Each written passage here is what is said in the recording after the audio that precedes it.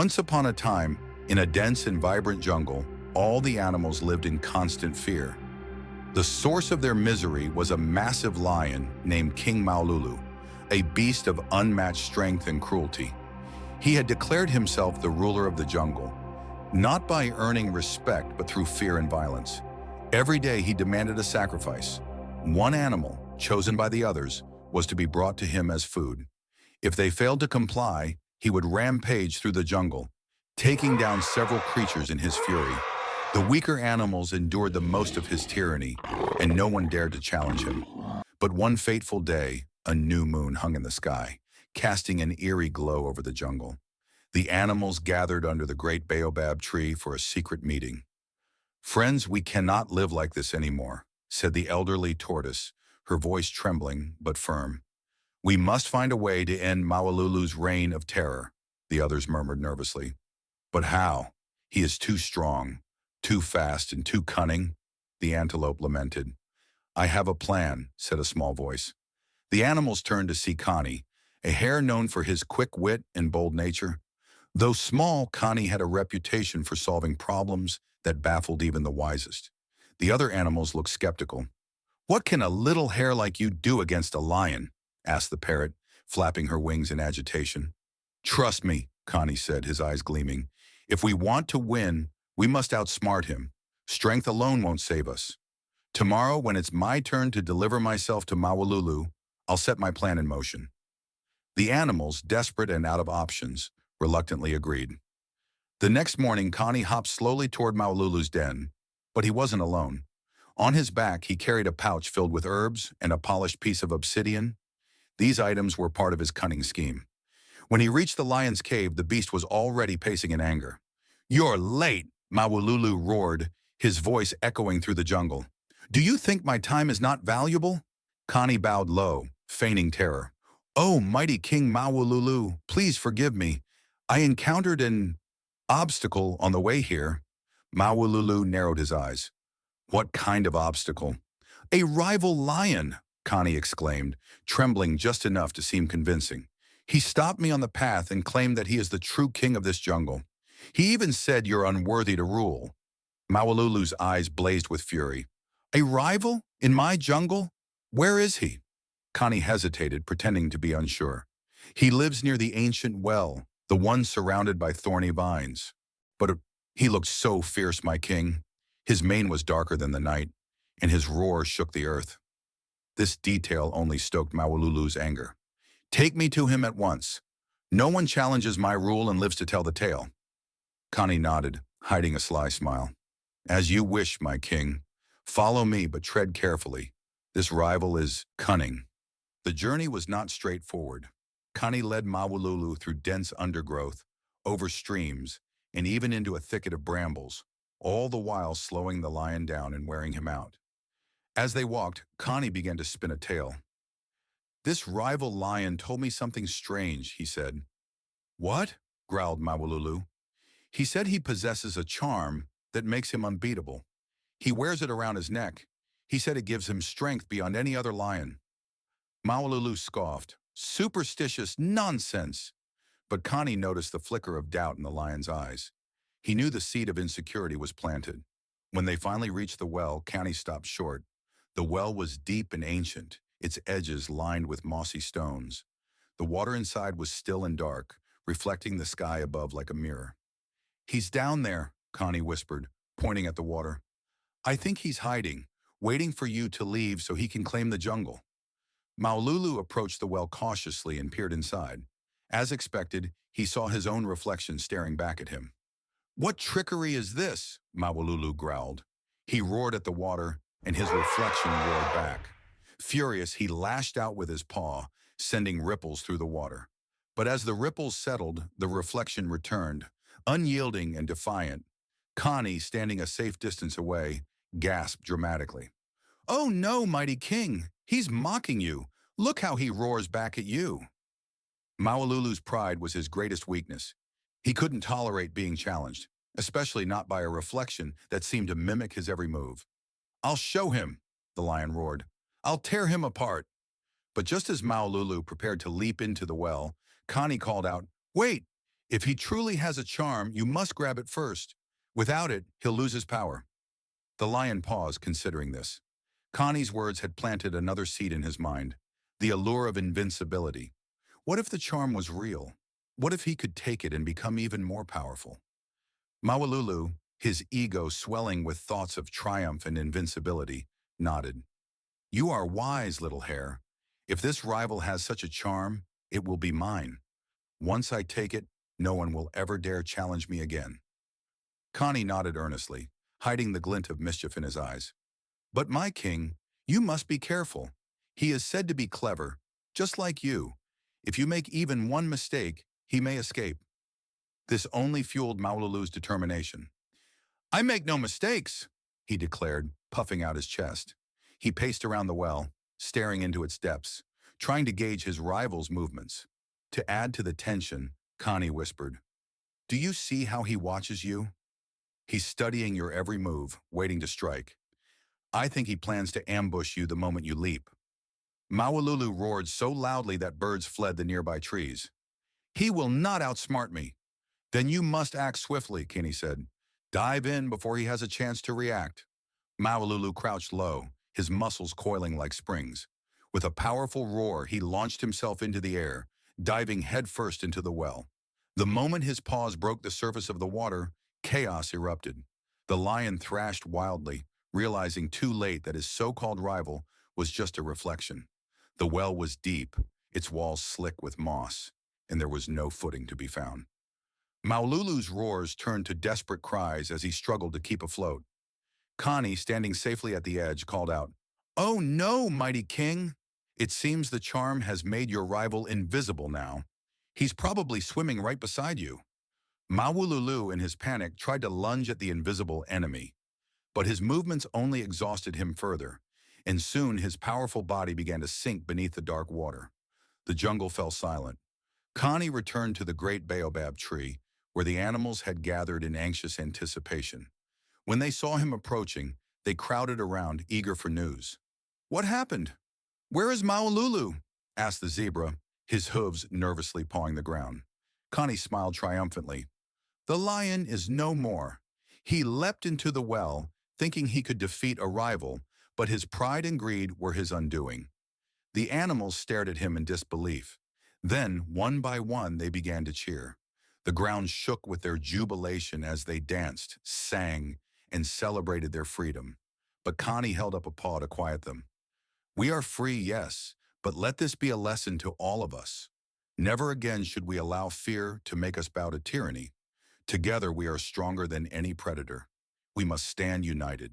The animals nodded in agreement, vowing to never again let one creature dominate them through fear. As the days turned into weeks, the jungle began to heal. The animals grew closer, working together to rebuild their lives. But not everyone was convinced that Maululu was truly gone. One day, the parrot flew to Connie and asked, Are you sure the lion drowned? No one has seen his body. Connie's ears twitched. I am certain, but if it will ease your mind, let's visit the well again. When they arrived, the well's water was eerily still, as though it hid a secret. Connie peered into its depths, his sharp eyes scanning for any sign of Maululu. But all he saw was his own reflection. Still, a strange feeling prickled at the back of his neck. He turned to the parrot. If Maululu were alive, he'd return by now. But if you hear or see anything strange, let me know. As Connie and the parrot left, neither noticed the faint ripples that spread across the water, as if something deep below had stirred. Weeks later, the jungle was thriving, but whispers began to circulate.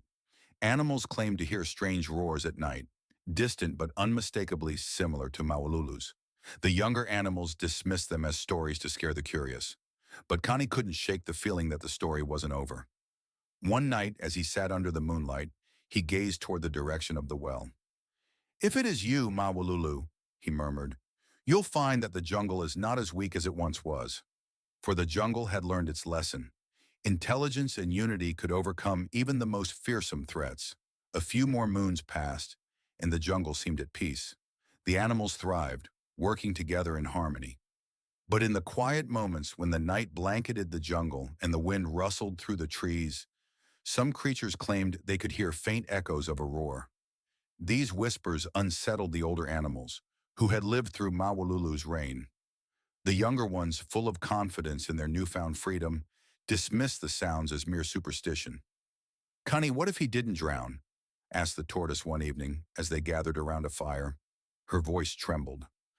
"The well is deep, yes, but could it hide something more? What if he found a way to survive?" Connie, who had grown tired of the rumors, shook his head. The lion's strength was his pride, and it drowned with him in the well. Even if he survived, he would have returned by now. But deep down, Connie felt a nagging doubt. Something didn't sit right. The whispers, the strange roars in the night, the way the jungle sometimes seemed to hold its breath, all of it pointed to a lingering presence. That night, Connie made a decision. He would return to the well, this time alone. Under the cover of darkness, Connie crept through the jungle. The moon hung low, its pale light illuminating the path ahead. The once vibrant sounds of the jungle had faded into an eerie silence, broken only by the distant hoot of an owl. When Connie reached the well, he hesitated. The air felt heavier here, as if the ground itself remembered the lion's wrath. He approached cautiously, peering into the depths. The water was still, reflecting the moon like a polished mirror. But as Connie stared, he noticed something strange, a faint shimmer beneath the surface, like ripples moving without a cause. "Connie," came a voice behind him, startling him. He turned to see the parrot perched on a branch, her feathers ruffled. "Why are you here alone? This place, it feels wrong." Connie hesitated before replying. "I needed to see it for myself. Something about this, well, it doesn't feel finished." The parrot nodded. "You're not the only one who feels that way. But be careful. Not all things that seem gone are truly gone." The parrot's words unsettled Connie, but his curiosity pushed him forward. He leaned closer to the edge of the well and spoke softly, as if to the water itself. "Maululu, if you're still here, show yourself." At first, there was nothing but silence. Then the water began to ripple. Connie's reflection distorted, and in its place, a pair of glowing golden eyes appeared. The hare stumbled back, his heart racing. "It can't be!" The parrot squawked in alarm. "What did you see?" Connie's voice was barely a whisper. "His eyes, they were there." The parrot shook her head. "We need to leave. Now." But Connie didn't move. He was transfixed by the well, by the idea that Mawululu might still be alive, or worse, that his spirit lingered, seeking revenge. The next day, Connie shared what he saw with the elder animals. Most dismissed it as a trick of the moonlight, but the tortoise, always wise, frowned deeply. "There are stories," she began, her voice low. "Old stories about the well. It is said to be cursed, a place where spirits of the proud linger, unable to move on. If Mawululu's pride was as great as his strength, it is possible he is neither alive nor dead, but something in between." The animals murmured nervously. Connie felt a chill run down his spine. "What do we do?" asked the zebra. "If he comes back..." Connie raised a paw to silence them. "We won't wait for him to come to us. We'll face him head on." The animals, inspired by Connie's bravery, decided to stand together. They prepared traps near the well, using nets woven from vines and sharpened stakes hidden in the undergrowth. Connie, however, had a different plan. He remembered the polished obsidian he had carried on the day of Mawululu's downfall. The elders had told him it was a shard from a sacred stone, capable of reflecting not just images, but the truth of a creature's heart. If Mawululu's spirit lingers, it is because his pride won't let him leave, Connie thought. And if that's the case, I'll show him the truth of his own downfall. On the night of the next new moon, the animals gathered around the well, hidden in the shadows. Connie stood at the edge, holding the shard of obsidian. "Mawululu!" he called, his voice echoing into the darkness. "You claim to be the king of this jungle, but you're nothing more than a memory, trapped by your own arrogance." The water began to ripple violently. The air grew cold and a low growl emanated from the well. Slowly, a shadowy form emerged, towering over Connie. It was Mawululu, but not as they remembered.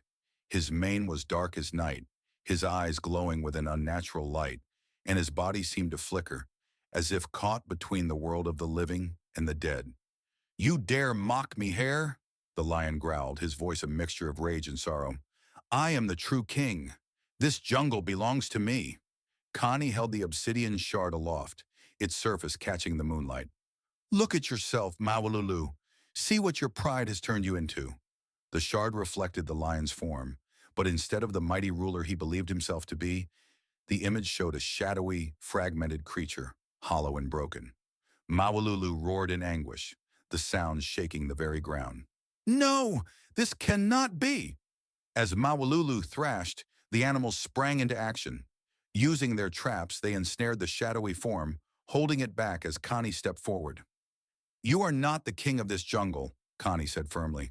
You never ruled us through respect, only fear. But fear has no place here anymore. Maululu's form began to dissolve, his roar fading into a whisper. This jungle was mine.